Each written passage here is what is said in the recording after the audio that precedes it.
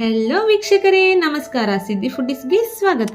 ಇವತ್ತು ನಾನು evening ಸ್ನ್ಯಾಕ್ಸಿಗೆ variety ಆಗಿರುವಂತಹ ಸ್ವೀಟ್ ಕಾರ್ನ್ ಪಕೋಡಾನ ಹೇಗೆ ಮಾಡೋದಂತ ಹೇಳ್ಕೊಡ್ತಾ ಇದ್ದೀನಿ. ಬನ್ನಿ ನೋಡೋಣ. ಅದಕ್ಕೆ ಬೇಕಾಗಿರುವಂಥ ಸಾಮಗ್ರಿಗಳು ಏನೇನು ಅಂತ ನೋಡೋಣ ಬನ್ನಿ. ಸ್ವೀಟ್ ಕಾರ್ನ್, ಶುಂಠಿ ಬೆಳ್ಳುಳ್ಳಿ ಪೇಸ್ಟ್, ಗರಂ ಮಸಾಲ, ಖಾರದ ಪುಡಿ, ಧನಿಯಾ, ಕಡಲೆ ಹಿಟ್ಟು, ಅಕ್ಕಿ ಹಿಟ್ಟು, ಕಾರ್ನ್ಫ್ಲೋರ್, ಜೀರಿಗೆ, ಸಾಲ್ಟ್, ಕರಿಬೇವು, ಕೊತ್ತಂಬರಿ, ಲೆಮನ್. ಫಸ್ಟ್ ಸ್ಟೆಪ್ಪು ಬಂದುಬಿಟ್ಟು ಸ್ವೀಟ್ ಕಾರ್ನನ್ನು ಮಿಕ್ಸಿಲಿ ಹಾಕ್ಕೊಂಡು ತರಿಯಾಗಿ ರುಬ್ಕೋಬೇಕಾಗುತ್ತೆ. ನೋಡಿ, ಈ ರೀತಿಯಾಗಿ ತರಿಯಾಗಿ ರುಬ್ಕೊಳ್ಬೇಕು. ಹಾಫ್ ಸ್ಪೂನು ಸಾಲ್ಟ್ ಹಾಕ್ಕೊಳ್ತಾ ಇದ್ದೀನಿ, 1 ಸ್ಪೂನ್ ಖಾರದ ಪುಡಿ ಹಾಕ್ಕೊಳ್ತಾ ಇದ್ದೀನಿ, 1 ಸ್ಪೂನ್ ಧನಿಯಾ ಹಾಕ್ಕೊಳ್ತಾ ಇದ್ದೀನಿ, ಗರಂ ಮಸಾಲ ಹಾಕ್ಕೊಳ್ತಾ ಇದ್ದೀನಿ, ಜೀರಿಗೆ 1 ಸ್ಪೂನ್ ಹಾಕ್ಕೊಳ್ತಾ ಇದ್ದೀನಿ, 2 ಸ್ಪೂನು ಕಡಲೆ ಹಿಟ್ಟು ಹಾಕ್ಕೊಳ್ತಾ ಇದ್ದೀನಿ,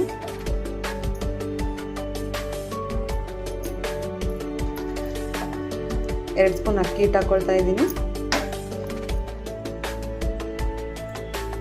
ಕರಿಬೇವು ಕೊತ್ತಂಬರಿಯನ್ನು ಹಾಕ್ಕೊಳ್ತಾ ಇದ್ದೀನಿ, 1 ಸ್ಪೂನ್ ಕಾರ್ನ್ಫ್ಲೋರ್ ಹಾಕ್ಕೊಳ್ತಾ ಇದ್ದೀನಿ, 1 ಸ್ಪೂನ್ ಶುಂಠಿ ಬೆಳ್ಳುಳ್ಳಿ ಪೇಸ್ಟ್ ಹಾಕ್ಕೊಳ್ತಾ ಇದ್ದೀನಿ, ಹಾಫ್ ಲೆಮನ್ ಹಿಂಡ್ಕೊಳ್ತಾ ಇದ್ದೀನಿ.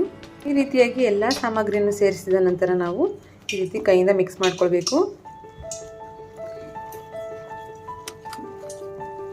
ನಾವು ಕಲಿಸುವಾಗ ನೀರನ್ನು ಹಾಕ್ಕೊಳ್ಳೋ ನೆಸೆಸಿಟಿ ಇರೋದಿಲ್ಲ, ಯಾಕಂದರೆ ಸ್ವೀಟ್ ಕಾರ್ನಲ್ಲೇ ನೀರು ಬಿಟ್ಕೊಂಡಿರುತ್ತೆ. ನೋಡಿ, ಈ ರೀತಿಯಾಗಿ ಕಲಿಸ್ಕೊಂಡಿದ್ದೀನಿ. ಒಂದು ಪ್ಯಾನಲ್ಲಿ ಆಯಿಲ್ ಹಾಕಿ ಕಾಯಕ್ಕೆ ಇಡಬೇಕು. ನಾವು ಬಜ್ಜಿನ ಹೇಗೆ ಬಿಡ್ತೀವೋ ಅದೇ ರೀತಿ ನಾವು ಈ ರೀತಿಯಾಗಿ ಬಿಟ್ಕೋಬೇಕು ಎಣ್ಣೆಗೆ.